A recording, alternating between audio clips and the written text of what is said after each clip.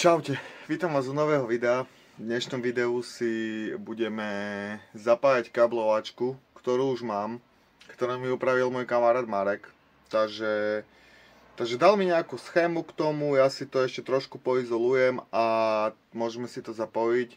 Môžeme si vyštekať káble, plus že ešte mi bude treba nejaké tie káble navyše poťahať k otačkomeru. Musím si pripraviť nejaké káble na OBD koncovku a tak, takže to si ešte poťahám dopredu a to všetko v podstate v dnešnom videu uvidíte. No a posnažím sa vám aj vysvetliť, ako teoreticky tú kablovačku zapojiť, že by ste vy vedeli. No takže, ospravedlňujem sa vám, že som nenatočil nejaké veci, ale len vám to ukážem teraz. Prvú vec, ktorú som si zapojil, je to, že som si našiel miesto na riadiacu jednotku. Našiel som starý držak v dielni z riadiacej jednotky z Felicie, ktorý som ani neviem akým zázrakom ja mal tuto na garáži. Trošku som ho opravil, odrezal som z neho nejaké tie časti, prevrtal som šruby skrz, dal som skrutku matku a tu som si vyrezal takýto kúsok toho odhlučňovacej tej hmoty aj izolačnej. Myslím si, že je to najlepšie miesto na riadiacu jednotku tuto alebo tuto, lebo vám tie dĺžky tých káblov na tie všetky snímače sedia. Takže to je prvá vec, ktorú som si zapojil. Poďme k tým káblom. Káble mi upravoval Marek. V podstate z nich vyviedol len stály plus do riadiacej jednotky. Tu je kostra, ktorú si dáme na očko. Hej, takže v podstate aj toto tu použijem ako kostru na riadiacu jednotku. Niektoré piny tu nemám zapojené, lebo potrebujem prerobiť otáčkomer. Na to, aby fungoval na elektrický kábel, to prerába jeden pán, tomu pošlem. Pin 7, to je... toto by malo byť ten čítací pin. Hej, alebo takto nazvať. Potom tu máme ďalší pin, ktorý už mi ide síce z poistkovej skrinke, ale toto je stály plus. V podstate do OBD zásuvky, to je ten akože plusový, potom ide kostra do OBD zásuvky a tento by mal byť tento čítací tretí. No a máme tu v podstate vyvedené z tej riadiacej jednotky na čerpadlo. Marek nám to zrobil cez relé. Hej, že proste otočím kľúčik a zopne mi čerpadlo. Potrebujem si spojiť stále, on mi to tak pekne označil, hej, že tento kábel od kľúča plusko, takže keď otočím kľúčik, aby som mal plusko, to by malo ísť teoreticky asi na cievku, lebo tam asi po naštartovaní alebo po otočení kľúča je stály plus do indúčky. Potom tu je stály plus, to si potiahneme z alternátora, takže v podstate potrebujeme len toto dva káble a nič viac. V podstate. Toto dva káble, jedno som mal na čerpadlo, kábel od relátka a jeden mám do OBDčka, hej, takže v podstate z tejto riadiacej jednotky som použil len stály plus a plus od kľúča, že by mi to fungovalo, ona sa všetko riadi sama a kostru. Je to jednoduché, ale ja verím tomu, že by som si to zapojil sám. Prepáčte mi za moje akože vysvetľovanie, ale niekedy nemám dostatok času. Takže som to dal radšej zrobiť jemu. On je aj v tom profík a on sa mi aj tak ponúkol, že by mi to spravil. Takže ďakujem a ušetril mi tým niekoľko hodín čítania a študovania, hej, a ešte mi to takto pozapájal na originálne relátko a na originálnu poistkovú skrinku, takže všetko máme ako keby originál, že to ani nikto nerozozná. Takže to je ďalšia vec, ktorej sme pokročili. A sme si to nenatočili, lebo vám nebudem natáčať, ako si pajkujem kábel plus od kľúča a kábel na stály plus, alebo ako som tu pajkoval to očko na čerpadlo. Ale už keď sme pri tom, zapojili sme si čerpadlo. Tuto bolo také vhodné miesto. Tuto za čerpadlom palivový filter. Vymyslím tu nejaký držiačik ešte na palivový filter. Teoreticky je taký dvojdržák, čo ešte k čerpadlu na palivový filter, ale tak som to nechcel jedno ku druhému spájať, takže dal som to takto. Do čerpadla hrubá hadica, pretože som zistil, že prívod na čerpadlo je hrubý 15 mm, takže som to T-čko v nádrži musel prerobiť. Marek mi poradil, že tuto mám takto prevrtať dieru s vykružovákom. A myslím si, že je to tiež taký super lifehack. Takže díky aj za toto, Marek. Všetko je jednoduché. V podstate vy v tomto videu vidíte také zhrnutie viacerých dní, keďže teraz mám menej času, tak len tu chodím na pár minút. No ale tak čerpadlo máme. V podstate 2 káble plus minus. Plusko z riadiacej jednotky potiahnuté cez relátko, minusko niekde na očko, hej. Takže toto tu si ešte musím nejak vymyslieť. V podstate tieto dve káble si spojím, príde mi remeň zajtra, nahodím si remeň, toto tu už môžem konečne dotiahnuť. Takisto si nahodím túto hadicu na kúrenie. V tomto videu to vy už uvidíte, ak to budem mať ponahadzované. Pozapájam si toto všetky tu káble, toto zvyšné vytrhám a vyriešim problém s plynovým lánkom, ktoré ešte neviem, ako mám prerobiť na to, že by mi ovládalo túto klapku. To by som chcel v tomto videu zrobiť. A vyskúšame si to čerpadlo. A čo ešte v tomto videu vidíte? Neviem. Neviem vám povedať. Nechcem vám nič sľubovať, pretože sám neviem ešte, že čo zrobím. Ale zatiaľ sme na tom takto. Takže prišiel som na to, jak spojiť tie kabliky. Aj keď trochu som si to tu omylom preplietol. To nevadí, to si spojím, ale stále plúsko, ktoré potrebujem na relátko, som si hodil na alternátor, na ten plusový kabel. No a ten plus od kľúčika som si hodil na kabel, čo ide do regulátora a z regulátora do indučnej cievky.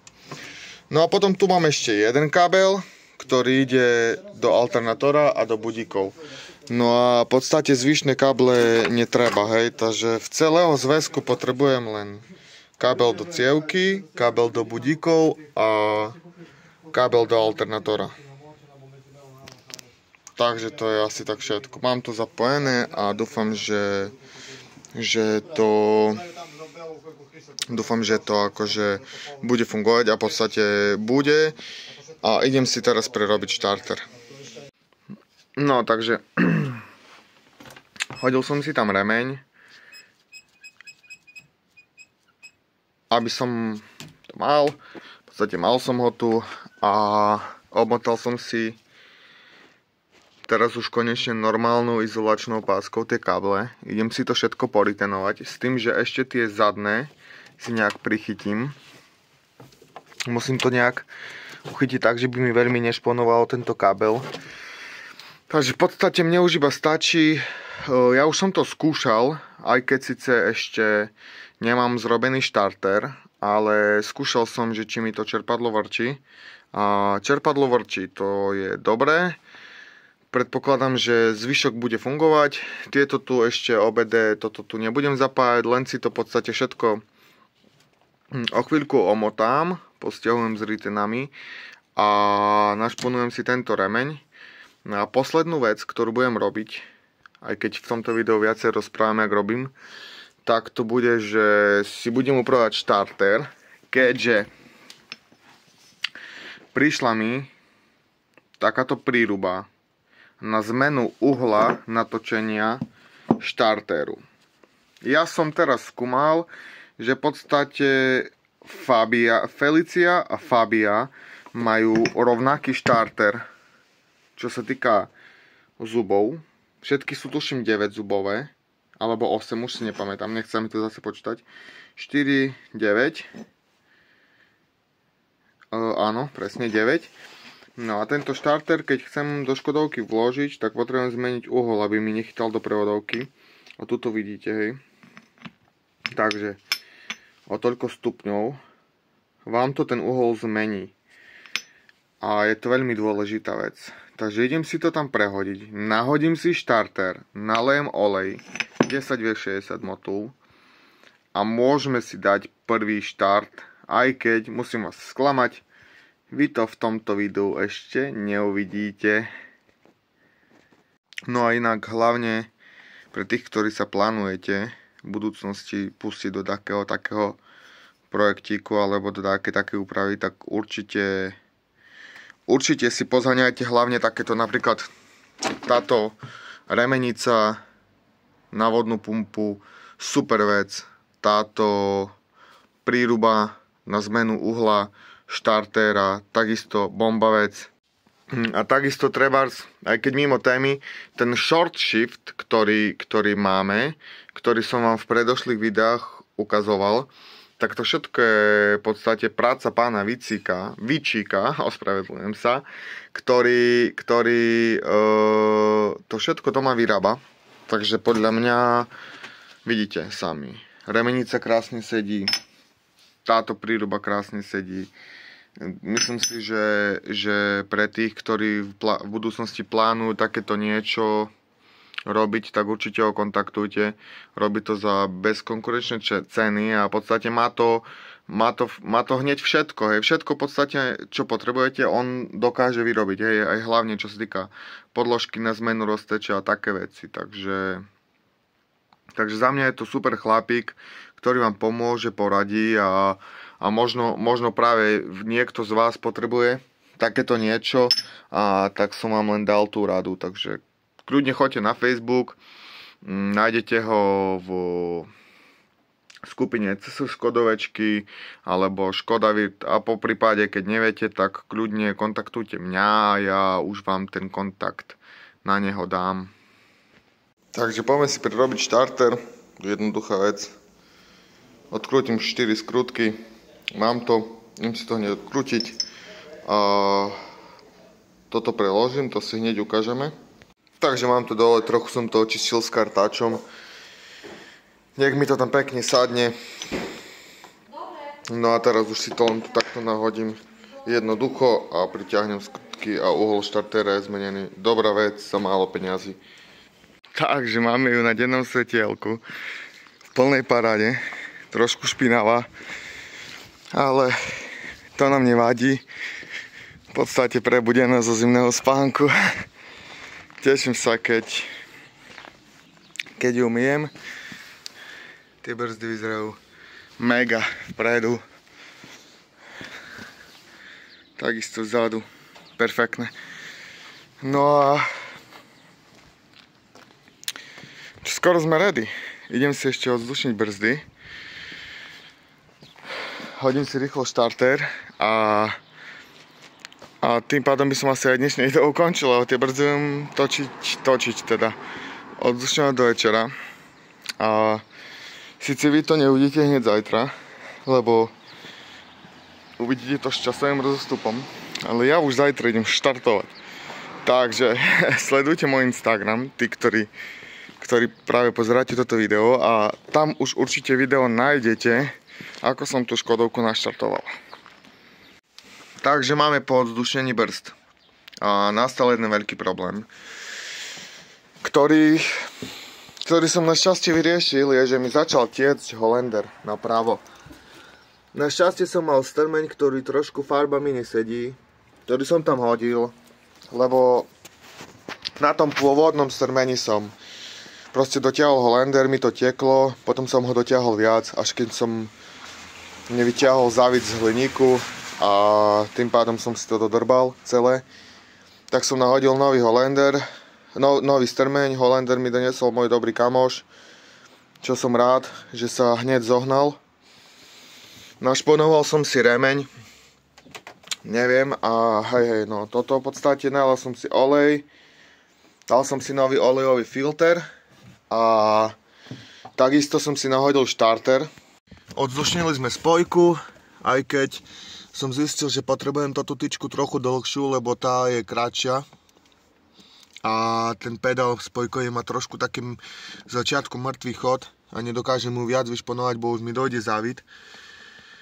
No a štarter z Felici sedí asi takto. Uhol natočenia, fajn, štarter je v rovine, trošku bol zalepený, takže som musel po ňom poklepkať. Ale zistil som jednu vec, že moja baterka proste prestala fungovať. Neviem prečo, nabila sa, proste nedrží, nová baterka, nemám ani bloček od nej, ani mám iba zaručný list, takže neviem, či mi to v Tesku zreklamujú. Takže to je ďalšia vecička, ale to je asi všetko z tohto videa. No a aj keď to také video extra nebolo, tak tí, v ktorých komentároch chcete, že by som točil viac, prepáčte, som tak blbo to povedal, tak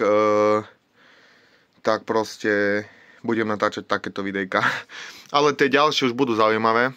V ďalších videách bude štart a budeme si montovať aj short shift, takže určite ostan na kanáli a daj si zvonček, nech ti nič neunikne. Takže pokiaľ sa ti video páčilo, hoď mi like, odber, komentár, no a vidíme sa na budúce už snáď pri štartovaní Škodovky. Takže čaute.